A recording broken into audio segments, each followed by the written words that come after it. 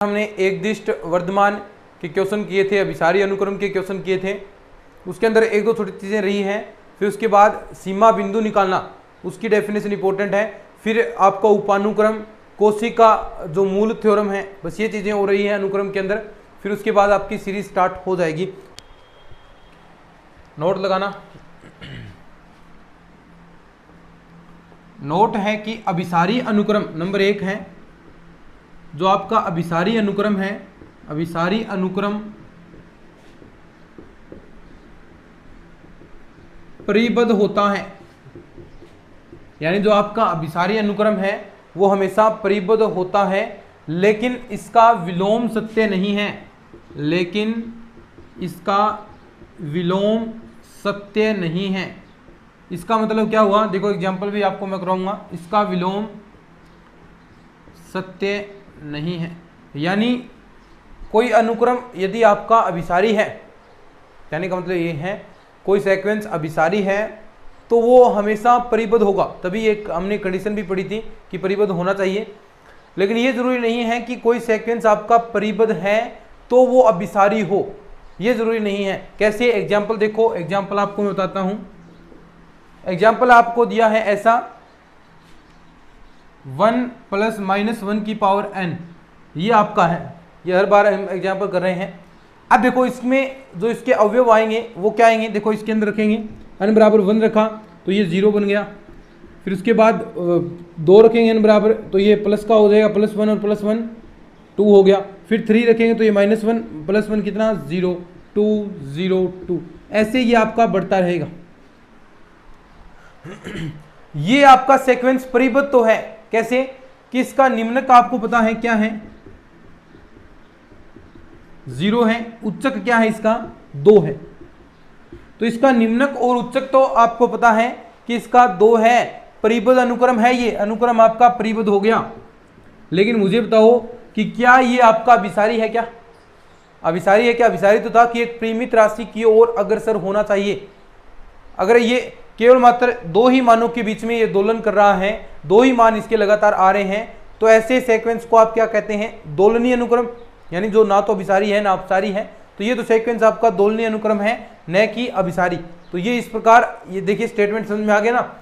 ये इंपॉर्टेंट है भाई, लाइन इंपॉर्टेंट है, याद रखना इसको। जो चीज़ें लिखवा रहा हूँ वो मोस्ट इंपॉर्टेंट चीज़ें हैं। अभिसारी अनुक्रम परिबद्ध होता है लेकिन इसका विलोम सत्य नहीं है। कैसे नहीं है, इसके बारे में हमने एग्जाम्पल कर लिया। ठीक है, नोट के अंदर दूसरी लाइन लिखना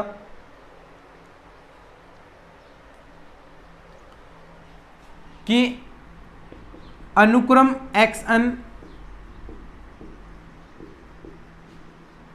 अभिसारी अनुक्रम है,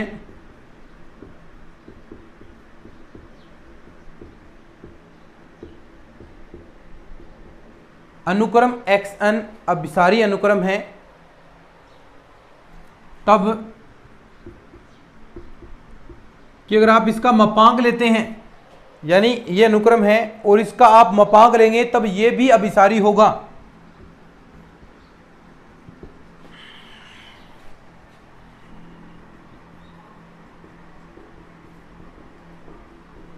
किंतु इसका विलोम सत्य नहीं है, किंतु इसका विलोम सत्य नहीं है। अभी एग्जाम्पल करेंगे, विलोम सत्य नहीं है, यानी इसका मापांक भी अभिसारी होगा। तो एक्शन आप ले सकते हैं कौन सा, ये आप ले लीजिए, एक्शन बराबर ले लिया -1 की पावर n। अब देखो इसके अंदर अवयव रखोगे तो क्या आएगा, -1 1 -1 1, ऐसे ये आपके आ गए।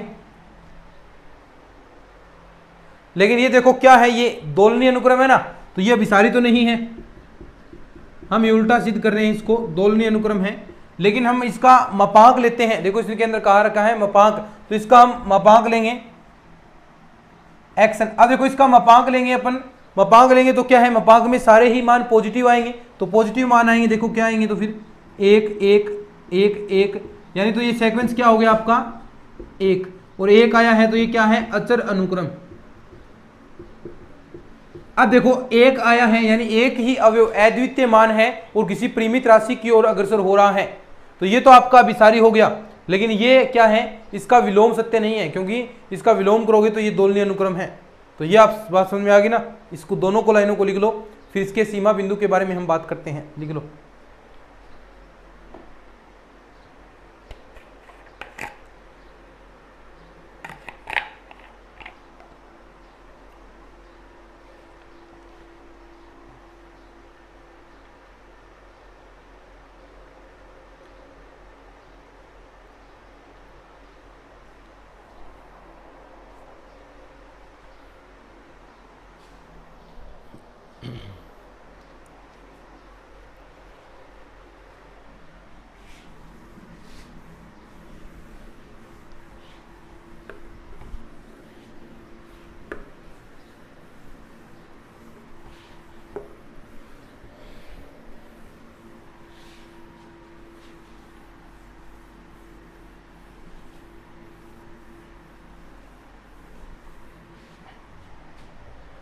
अनुक्रम का सीमा बिंदु।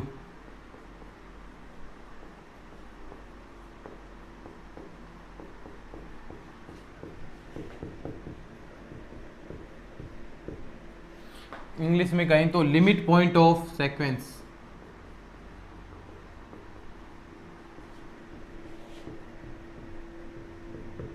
अनुक्रम का सीमा बिंदु कि देखिए अनुक्रम एक्सन का, कोई आपके पास अनुक्रम है एक्सन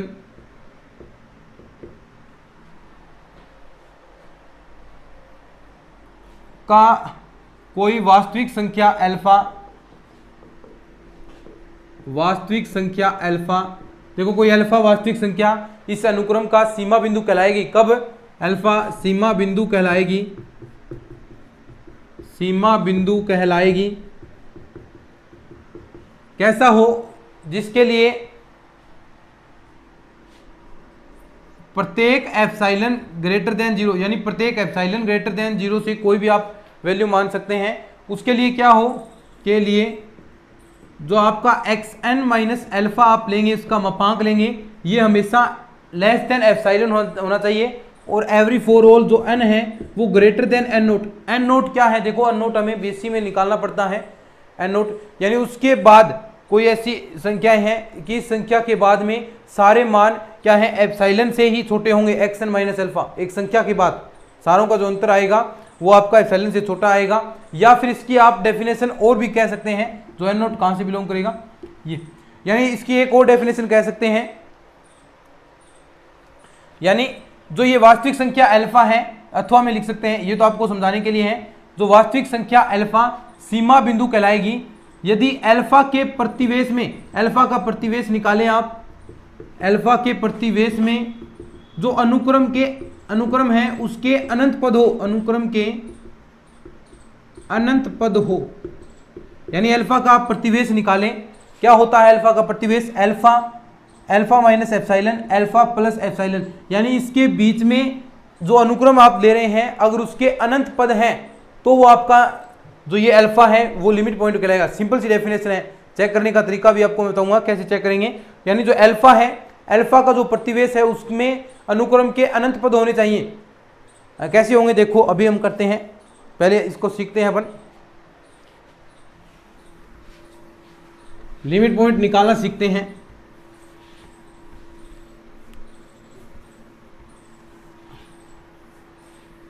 मान लो आपके पास ये कोई सीक्वेंस दे दिया, कैसा? ये कोई सीक्वेंस है जिसमें x1 x2 ऐसे कोई पद आ रहे हैं आपके xn तक, ठीक है। मान लो इसके अंदर 3 कोई संख्या है। अब 3 इसका सीमा बिंदु होगा कब? यहां से देखना है 3 का आप प्रतिवेश लेते हैं, मान लीजिए 0.11 घटाते हैं, ऐसे ही हम करते आए हैं, और 3.11 अगर इस अनुक्रम के अंदर, इस अनुक्रम के अंदर, इस प्रतिवेश के अंदर, इस प्रतिवेश के अंदर, इस अनुक्रम के यदि अनंत पद हैं, इन्फिनिटिव पद हैं, तो ये आपका क्या होगा? 3 है वो सीमा हो जाएगी, सीमा बिंदु हो जाएगा आपका लिमिट पॉइंट। एग्जाम्पल से भी करेंगे, लेकिन अगर ऐसा नहीं है तो लिमिट पॉइंट नहीं होगा, तो हमें देखना पड़ेगा। तो अब लिमिट पॉइंट हो भी सकता है किसी सीक्वेंस का, अभी नोट लगा कर लिखेंगे, हो भी सकता है एक से ज़्यादा भी लिमिट पॉइंट हो सकते हैं। तो सारी चीज़ें हम बात करने वाले हैं। लिखो इसको, कुछ नोट लगाकर बातें लिखवाऊंगा आपको मैं।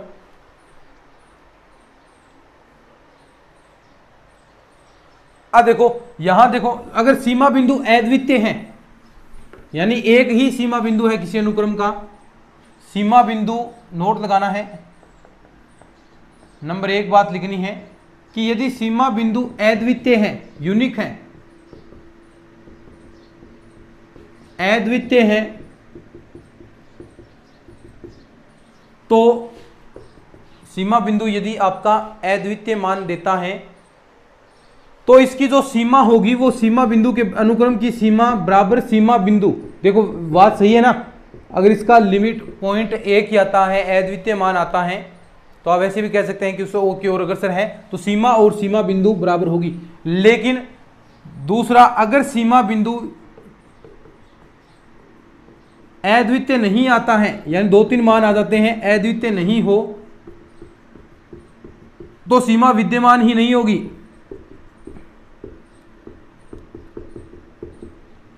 नोट नंबर 3, जो आपका अभिसारी अनुक्रम है, अब बताओ अभिसारी अनुक्रम है, उसमें जो सीमा का मान है वो बराबर होगा किसके, सीमा बिंदु के। अभिसारी अनुक्रम में सीमा का मान सीमा बिंदु के कैसे होगा, देखो पता ही है वैसे अभिसारी अनुक्रम है, अभिसारी अनुक्रम में क्या एक परिमित राशि की ओर अग्रसर होता है, अब परिमित राशि की ओर अग्रसर होता है तो वही तो उसका सीमा बिंदु होगा और वही उसकी सीमा है। समझ गए ना बात को। अभिसारी अनुक्रम में सीमा बराबर, ये चीजें याद रखनी है भाई, सीमा बिंदु ऐसे ही नहीं लिखवा रहा हूं, एग्जाम के अंदर चीजें आती हैं ये। लिखो इसको, फिर क्वेश्चन करेंगे अपन, क्वेश्चन वगैरह कोई देखते हैं, चेक करते हैं एक-एक करके।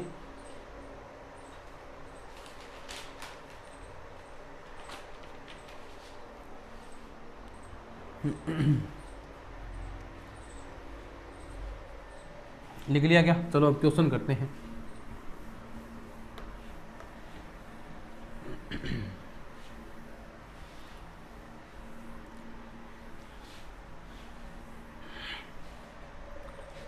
क्वेश्चन है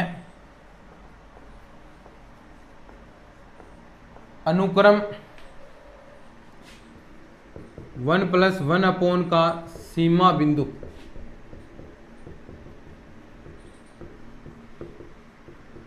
इसका आपको सीमा बिंदु बताना है कि सीमा बिंदु क्या होगा। तो सबसे पहले इसके अंदर आप क्या करोगे, बताओ शाबाश, क्या करोगे इसके अंदर? सबसे पहले इसके अंदर अवयव रखोगे, फिर उसके बाद हम चेक करते हैं। तो n कहाँ से बिलोंग करता है? प्राकृत संख्याओं से। तो एक एक रखेंगे, यहाँ पर हमने 1 रखा तो ये आपके पास 2 आ गया, यहाँ 2 रखेंगे तो आपके पास 3/2 आ गया, ऐसे ही यहाँ पर 3 रखेंगे तो ये आपके पास 4/3 आ जाएगा, ऐसे ही आगे बढ़ता जाएगा 4/3, आगे रखेंगे 4 रखेंगे तो 5/4, 6 रखेंगे तो 6/5 और ऐसे ऐसे ये आगे बढ़ता जाएगा। और कहाँ तक, किस ओर ये अग्रसर हो रहा है, देखो किस ओर ये बढ़ रहा है। यहाँ वैसे लिमिट भी रख सकते हैं, लिमिट रखोगे तो 1 की ओर, यानी ये 1 की ओर अग्रसर हो रहा है। क्या ये 1 इस समुच्चय का अवयव है? समुच्चय का अवयव नहीं, याद रखना है, ये समुच्चय का अवयव नहीं होगा। बार बार मैं ये क्लियर कर चुका हूं, ठीक है, समुच्चय का अवयव ये नहीं होगा। अब देखो हम चेक करते हैं कि इसका सीमा बिंदु क्या हो सकता है। सबसे पहले हम चेक करते हैं कि 2 क्या इसका सीमा बिंदु होगा। देखो निकालते हैं, क्या करना है, 2 का प्रतिवेश लेना है। 2 का प्रतिवेश 2.1 आ गया और यहाँ आ गया 1.9, ठीक है, ये हमने प्रतिवेश ले लिया। अब जो सीमा बिंदु की डेफिनेशन कहती है, सीमा बिंदु की डेफिनेशन क्या कहती है कि ये जो आपका जो पॉइंट आप ले रहे हैं, वास्तविक संख्या ले रहे हैं, उसके बीच में, उसका जो प्रतिवेश लेंगे उसके बीच में अनुक्रम के अनंत पद होने चाहिए। अब मुझे बताओ ये अनुक्रम देखकर कि 2 इसके प्रतिवेश के अंदर क्या अनुक्रम के अनंत पद है? देखो क्या आएगा, कहाँ है इसके अनंत पद? इसके बीच में, इसके अंदर तो कोई पद आएगा भी नहीं अनुक्रम का। ये देखो ये 1.5 है, ऐसे ये घटता जाएगा, तो इस प्रतिवेश में अनंत पद नहीं है, तो ये 2 क्या है, 2 सीमा बिंदु नहीं होगा, ठीक है। अब हम चेक करते हैं 1 के लिए। अब देखो ये मान जो आप ला रहे हैं, आगे लाओगे 1.5 आ गया। अब ये जो सारे मान आएंगे ये क्या होंगे, देखो इसके प्रतिवेश के अंदर ही होंगे ना, एक से थोड़े बड़े होंगे, 1.01 आ गया, 1.02 आ गया, ऐसे लगातार अंत तक मान बढ़ते जाएंगे तो कहां तक आएंगे, एक तक। तो इसके एक के प्रतिवेश के अंदर देखो 1.1, ये सारे मान इधर तो आएंगे 0.9, यानी इसी के बीच में तो ये सारे मान आएंगे इसके प्रतिवेश में। इसके देखो कितने मान हैं, ये सारे मान एक के प्रतिवेश के अंदर हैं, अनंत मान है, लेकिन दो के प्रतिवेश में कोई नहीं था। ये देखो ये डेड है, लेकिन ये देखो दो के प्रतिवेश में क्या 2.1 और इसके बीच में कोई संख्या थी क्या, नहीं थी, तो ये तो इसका नहीं हुआ।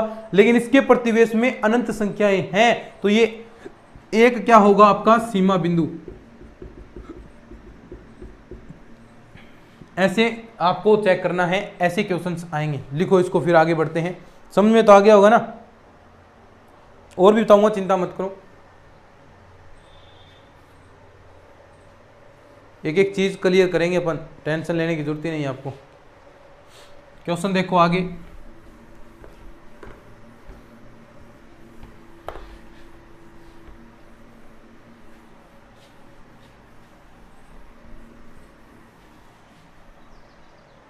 क्वेश्चन है आगे, आपको दिया है कि 1 + -1 की पावर n, ये देखना है कि इसका जो सीमा बिंदु है वो क्या होगा। ठीक है, करते हैं, चेक करते हैं इसको।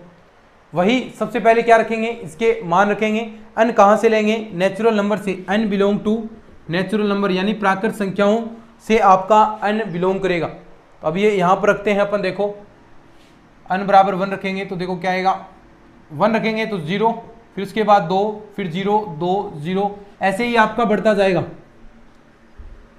अब देखो लिमिट पॉइंट चेक करते हैं अपन, लिमिट पॉइंट सीमा बिंदु। तो सबसे पहले मैं 0 चेक करता हूं, तो 0 का प्रतिवेश देखो 0.1 और माइनस का 0.9, ऐसा कोई इसका प्रतिवेश है ना, या माइनस का 0.1 कर लो, एक ही बात, माइनस का 0.1। अब देखो इसके प्रतिवेश में ये संख्या भी है, ये संख्या भी है, कितने सारे जीरो हैं इसके अंदर, तो इन्फिनिटिव जीरो हैं, यानी अनंत संख्याएं मौजूद हैं इसके अंदर। देखो सारे जीरो इसी के तो अंदर आएंगे, जितने भी जीरो हैं सारे, देखो कितने जीरो, अनंत जीरो आएंगे, तो अनंत जीरो हैं, तो यानी अनंत संख्याएं इसके प्रतिवेश के अंदर मौजूद हैं। और अनंत संख्याएं जिसके प्रतिवेश के अंदर होती हैं तो वो आपका सीमा बिंदु कहलाता है। तो यानी ये जीरो क्या है आपका, जीरो सीमा बिंदु है, जीरो सीमा बिंदु है। बात करते हैं 2 की, ठीक है, ऐसे ही 2 की बात करेंगे तो 2 का प्रतिवेश क्या हो गया, 2.1 हो गया, और यहां 1.9 हो गया। तो इसके प्रतिवेश में देखो, अब जो ये 2 संख्या है, 2 नंबर है, ये देखो ये 2 इसके अंदर भी है, इसी के अंदर है, इसी के अंदर है, जितने भी आगे आपके 2 आएंगे सारे इसके अंदर होंगे। तो यानी इसके प्रतिवेश के अंदर भी आपकी अनंत संख्या होगी, अनंत संख्या होगी, तो 2 भी आपका क्या हो जाएगा, 2 भी सीमा बिंदु होगा।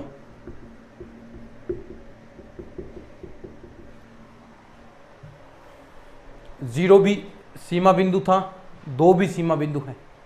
क्या आए हैं, अद्वितीय सीमा बिंदु आए हैं, सॉरी अद्वितीय नहीं, अद्वितीय सीमा बिंदु नहीं आए हैं, यानी 2 सीमा बिंदु आए हैं आपके, 0 और 2। और अब बताओ क्या इसकी सीमा क्या होगी इसकी। मैंने एक बात आपको बताई थी कि अगर आपके जो सीमा बिंदु है वो अद्वितीय नहीं आते हैं तो सीमा विद्यमान नहीं होगी। ये नहीं बता सकते कि आप किसकी ओर अनुक्रम जा रहा है आपका, और वैसे आप देख भी सकते हैं, बता सकते हैं कि कहाँ सीमा होगी, किस ओर विसरित हो रहा, बता सकते हैं क्या, नहीं बता सकते। तो जिसमें अद्वितीय मान नहीं आते तो उसकी सीमा विद्यमान नहीं होगी। तो यही आपको लिखना है कि सीमा विद्यमान नहीं है, तो इसकी सीमा क्या है, वो विद्यमान नहीं होगी। समझ गए बात को, कि सीमा विद्यमान नहीं है। ठीक है, ये क्वेश्चन लिखो इसको, फिर आगे एक और क्वेश्चन करते हैं।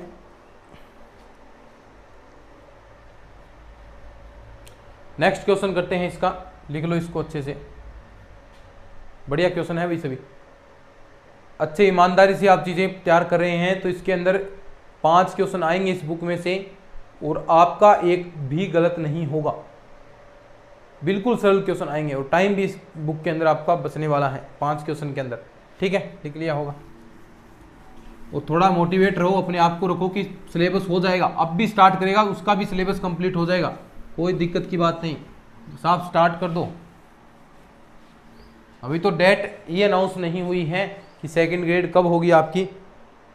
वैसे ये वीडियो आए तब तक हो जाए पता नहीं, यानी 5-7 दिन बाद में ये वीडियो आएगा, तो उस वक्त हो जाए तो पता नहीं।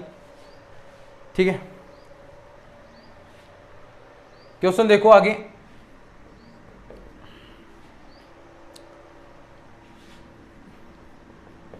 जिस दिन ये वीडियो रिकॉर्ड हो रहा है उस दिन तक कोई भी आपकी जो डेट है सेकंड ग्रेड की अनाउंसमेंट नहीं हुई है, और काफ़ी सारा टाइम आपके पास अभी भी है, 4-5 महीने अब भी आप अच्छे से तैयारी कर सकते हैं, चिंता करने की जरूरत नहीं है, इतना जल्दी नहीं होगा।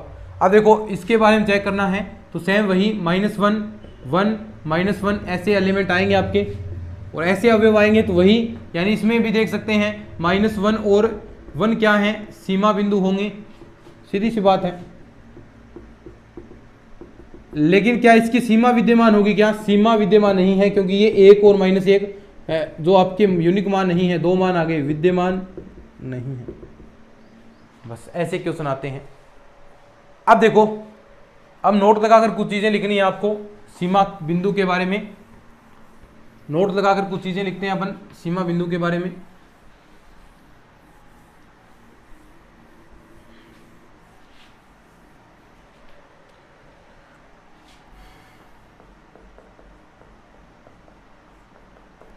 नोट लगाइए,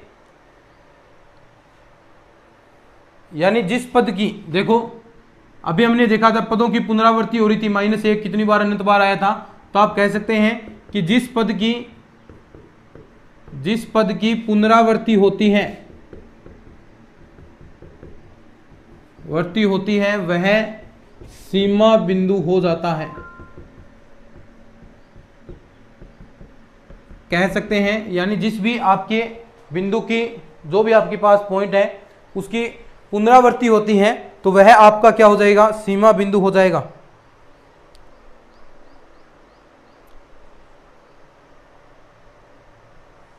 यानी जिस बिंदु की आपकी पुनरावृत्ति होगी तो वह सीमा बिंदु हो जाएगा। और एक बात मैंने आपको बताई थी कि प्रत्येक अनुक्रम का सीमा बिंदु होना आवश्यक नहीं है, प्रत्येक अनुक्रम का सीमा बिंदु होना आवश्यक नहीं है, होना आवश्यक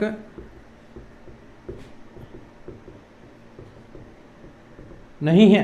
प्रत्येक जो अनुक्रम है उसका सीमा बिंदु होना आवश्यक नहीं है। ठीक है, नंबर 3 पर हम बात करें, जो सीमा बिंदु है वो आपके एक से अधिक भी संभव है, यानी अनुक्रम के सीमा बिंदु एक से अधिक भी संभव है, एक से अधिक भी संभव है।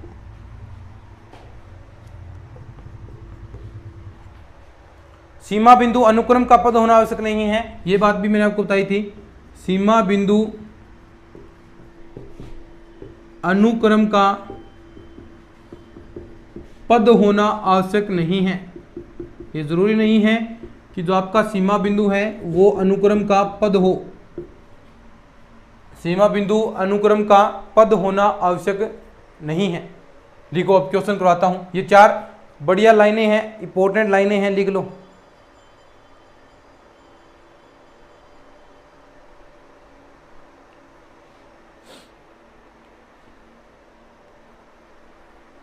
बाकी तो सभी के मैंने प्रूफ बता दिए थे, इसका और बता देता हूं कि अनुक्रम का पद होना आवश्यक कैसे नहीं है। ठीक है,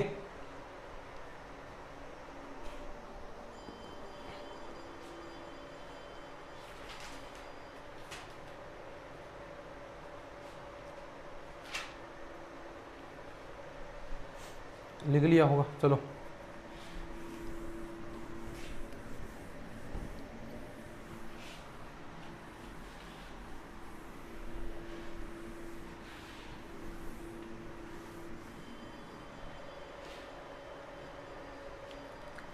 क्वेश्चन देखना, क्वेश्चन है आपको दिया है अनुक्रम के अंदर 1/n, ठीक है, और जो ये n है कहां से बिलोंग करता है, नेचुरल नंबर से। समझिए बात को। अब देखो इसके अंदर कौन कौन से एलिमेंट आएंगे, सबसे पहले n बराबर 1 रखेंगे तो 1, फिर 1/2, 1/3, ऐसे ऐसे कहाँ तक बढ़ेगा ये? देखो डायरेक्ट आप लिमिट लगाते हैं इसके अंदर, n टेंड्स टू इन्फिनिटिव करेंगे तो n की जगह इन्फिनिटिव करते हैं तो 1/इन्फिनिटिव का मतलब 0, तो यानी ये जो आपका है ये पूरा 0 की ओर अग्रसर हो रहा है। अब ये बताओ कि क्या ये 0 इसके अंदर है? इसके अंदर नहीं है, समुच्चय का अवयव नहीं होगा, समुच्चय में नहीं है, ये जो 0 है आपका इस समुच्चय के अंदर नहीं होगा।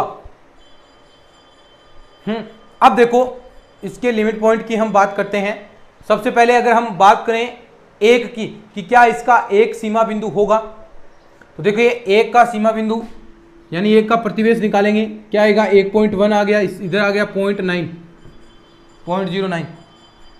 अब देखो इसके प्रतिवेश में क्या आपकी अनंत संख्याएं हैं? क्या नहीं है, देखो एक भी संख्या नहीं है, एक ही अकेला, उसके बाद तो 0.5 आ रहा है, आधा आ रहा है, इसके प्रतिवेश में नहीं है, तो इसके प्रतिवेश में कोई नहीं है, तो यानी अनंत संख्याएं नहीं है, तो ये एक सीमा बिंदु नहीं होगा।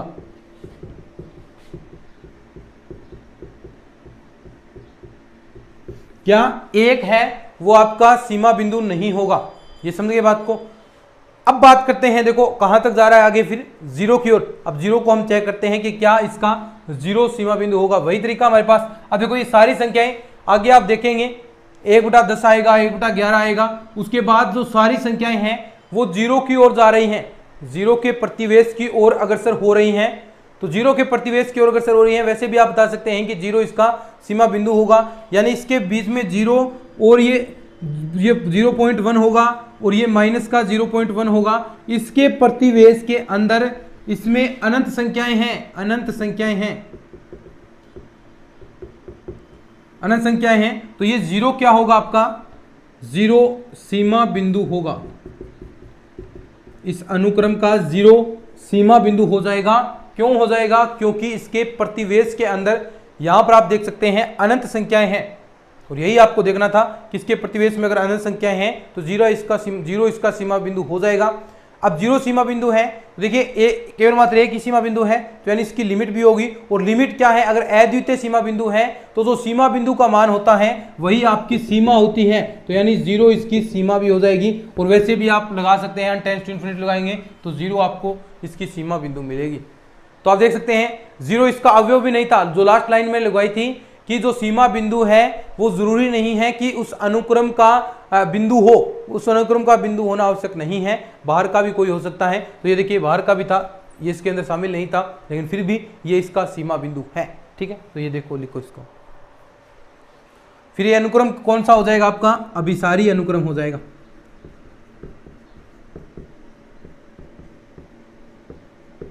क्या हो जाएगा? अभिसारी अनुक्रम आपका ये हो जाएगा। लिख लो इस क्वेश्चन को। फिर आगे एक थ्योरम आती है,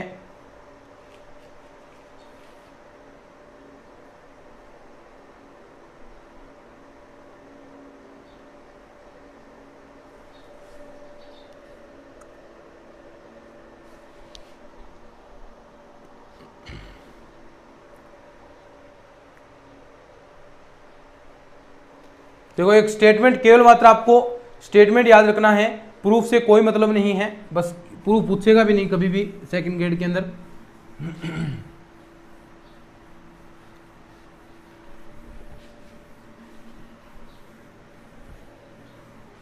मेन फोकस तो यहां पर आपके कंसेप्ट क्लियर करने पर है कि आपके कंसेप्ट क्लियर होने चाहिए। यहां से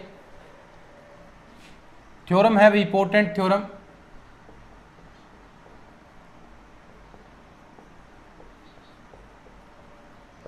नाम है बोल्जनो वाइस्ट्रेस प्रमेय, वाइस्ट्रेस प्रमेय।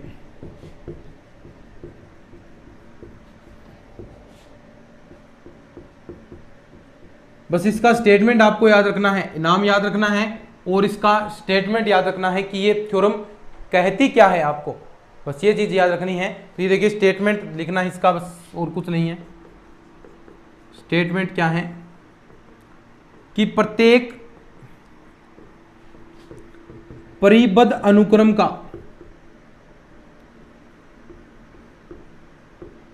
अनुक्रम का जो परिबद्ध अनुक्रम है का कम से कम एक सीमा बिंदु होता है, का कम से कम एक सीमा बिंदु होता है,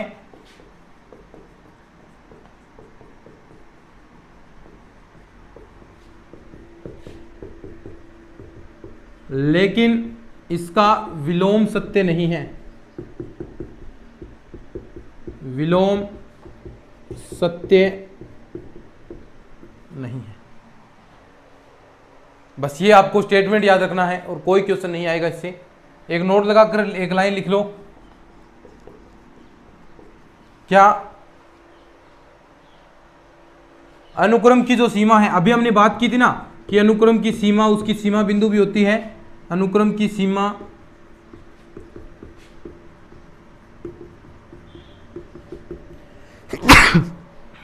सीमा बिंदु भी होती हैं, लेकिन विलोम इसका सत्य नहीं है।